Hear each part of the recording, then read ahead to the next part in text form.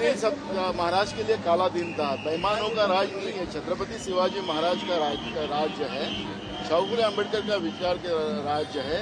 और जो बेईमानी करते उन्हीं के दिन ये काला दिन बना था। ईमानदारी से संविधान की रक्षा करने वाले जो लोग होते हैं वो देश प्रेमी होते हैं। सत्ता के लिए और ईडी और सीबीआई से डरने वाले लोग को बोलने का कोई अधिकार नहीं है। इसलिए शिंदे का बयान को जनता ही जवाब देगी। सर, जो रैली का ऐतिहासिक रैली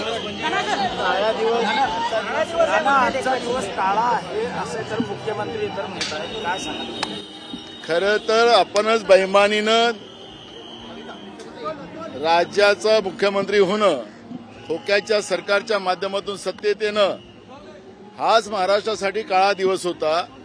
आणि त्याच्यानंतर आपण पाहिलं की महाराष्ट्र बेईमानांचं राज्य नाही, इमानदाराचं आहे। आणि आज इथं देशाच्या संविधानाचं रक्षण करणारी सगळी व्यवस्था या ठिकाणी उभी आहे। आणि त्याला अगर काळा दिवस म्हणत असतील तर भ्रष्टाचारी व्यवस्था जे केंद्रामध्ये मोदी सरकारच्या रूपाने बसलेली आहे ते माननीय सुप्रीम कोर्टाने निदर्शनास आणून दिलेलं आहे। ते तर कोणालाच लपलेलं नाही।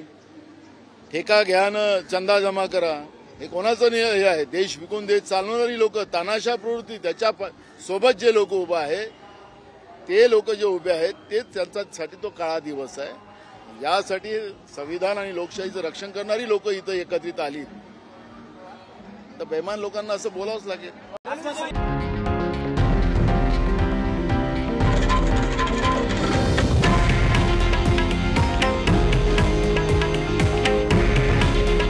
हे आहे देशातील नंबर 1 न्यूज नेटवर्क आणि आपण पाहत आहात TV9 मराठी।